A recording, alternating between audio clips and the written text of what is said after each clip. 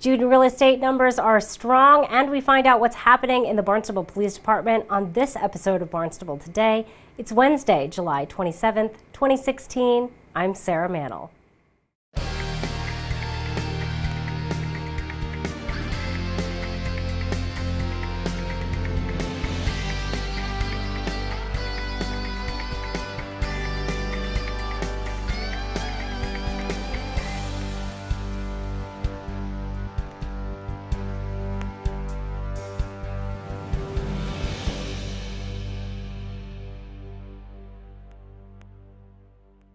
June real estate numbers are strong. Register of Deeds Jack Mead says both value and volume of sales were up. It finished up the first 6 months of the year was quite strong for us, and June was no exception.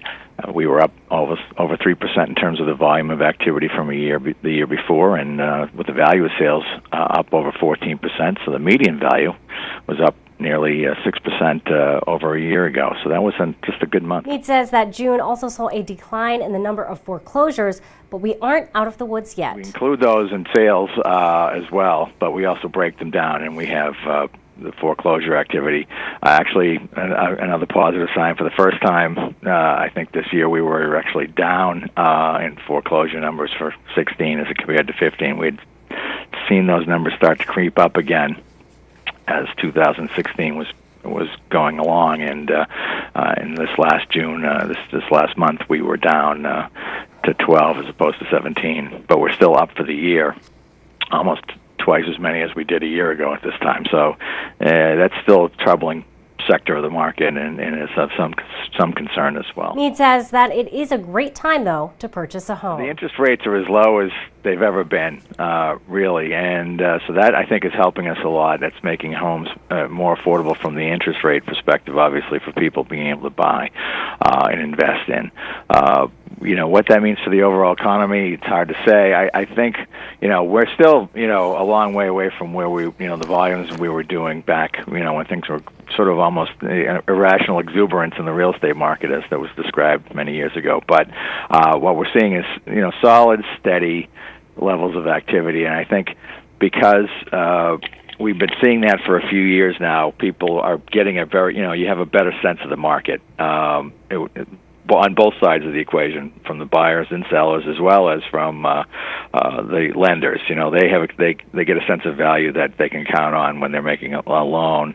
That we're not overinflated the prices, and that we're not in a bubble, and so it seems like people can commit, and they have much more certainty when they're going to buy that. Yes, okay, I'm buying a $300,000 house, and this is a neighborhood of $300,000 houses, and we've seen those sales in that area for the last few years, and so we've seen a certain a good number of them, and so we have a good sense that this is an appropriate sale. And you can learn more about the real estate numbers for Barnstable County by visiting barnstabledeeds.org.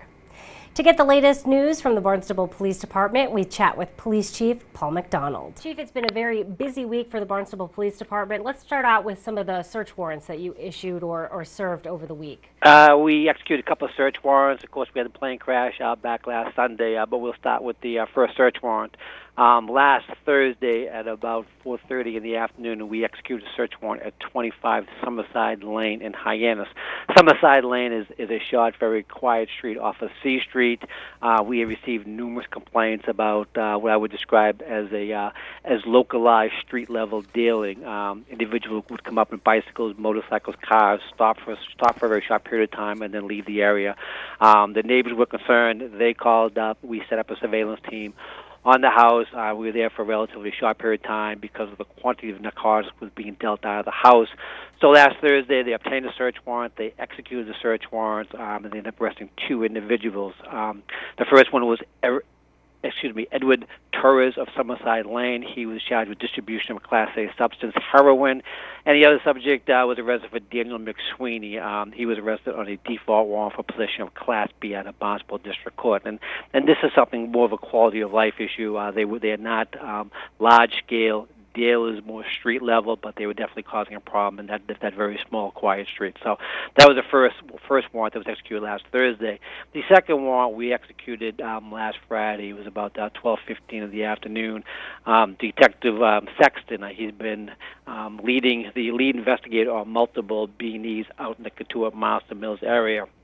And these individuals, they were targeting contractors, landscapers, and builders, and they had stolen quite a bit of tools, stolen equipment, chainsaws, power drills, leaf blowers, hedge trimmers, motorcycles, all the equipment that these individuals need to conduct business. We executed a search warrant at 555 Marin Circle. And the individuals arrested was a Joshua Schley, Schley, and we recovered most of the stolen items at his house, in the garage, in a shed to the rear of his house. And he's been charged so far with 3 counts of receiving stolen property, which is a felony. But we still have, we expect to lodge additional complaints against him as more people come in and identify the equipment that we have recovered. The last thing that we did last Sunday, there was a plane crash at Barnstable Municipal Airport. It came in about 1:30 in the afternoon. A small plane carrying 4 passengers came into the airport. It landed, and apparently the pilot was not happy with the way the plane was coming down, then tried to repower back up again. Then it came down kind of hard, bounced once, then veered to the left, cut over through a field, went through a fence, and it hit multiple cars. Naturally left the airport, the secure area of the airport, out into the parking lot where the rental cars are being stored. It crashed into at least 10 cars. So, but fortunately, 3 people were not hurt. One juvenile had some minor injury, was brought to the hospital. So it was a pretty busy weekend for us. Yeah, it sounds like it.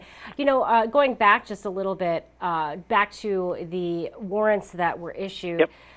When it sounds like you guys really work well with the community. So if there's a community complaint, if someone's suspicious, would you recommend that they call the police department and chat about that? We tell everyone, you know, if you see something, you have to call us. You have to be the eyes and ears of the police department. If you see something, do not hesitate to call us. I know some people, for whatever reason, they do not like calling the police department. But whenever we go to a neighborhood meeting or a village association meeting, we always tell people, number one thing, if you see something suspicious, you have to call us. You live in the neighborhood. You know, we as a police department driving through a neighborhood, we might not think that something is suspicious because we're only there for a short period of time. But you live in the neighborhood. If you see something, it's out of place, it doesn't belong there, then please call us and let us know. And a lot of our drug cases do get started. They are initiated through neighborhood complaints. You know, a neighbor says, you know, these cars come here for 2 or 3 minutes, they leave, somebody runs in the house, they run back out, they drive off. It happens, you know, 10, 12, 15 times a day. Something's not right. We send out a surveillance team. You know, we document what's going on, and we start our investigation. Yeah, and it sounds like, too, on the other warrant in Katuah there, probably a lot of happy contractors to get some of their stuff back. Well, that's tough. I mean, the contractors, you know, they depend on their equipment for the jobs. You know, this is, you know, the contractors are like the restaurants, like Main Street and the bar rooms. You know, they have a window, you know, a 6 or 7 month window to make their money. You know, I mean, the landscapers, the builders, it's tough to do that type of work and then work in the middle of the winter, so they need their equipment. We have these individuals out there targeting the vehicles, and stealing the tools that they need to make the living. It's tough. So yeah, they're all pleased to get their equipment back. One last question for you, Chief. Saw Andre Barboza at Town Council meeting. He Yes. was inviting the council to a community event. They're Right. calling it Barnstable Unity Day. Is the Barnstable Police Department going to be involved in this event? We are involved in it. We've had multiple meetings with the Barboza brothers. Actually, they're meeting again tonight here at the PD at 4 o'clock to finalize some details.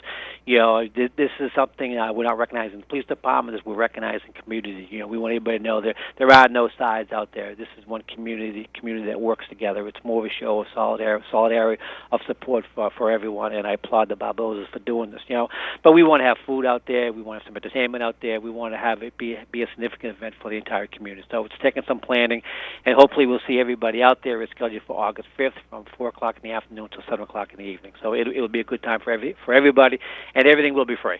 Yeah, and absolutely love seeing the community come together like Yep. this and try and make some positive connections. Really, really love seeing that happening.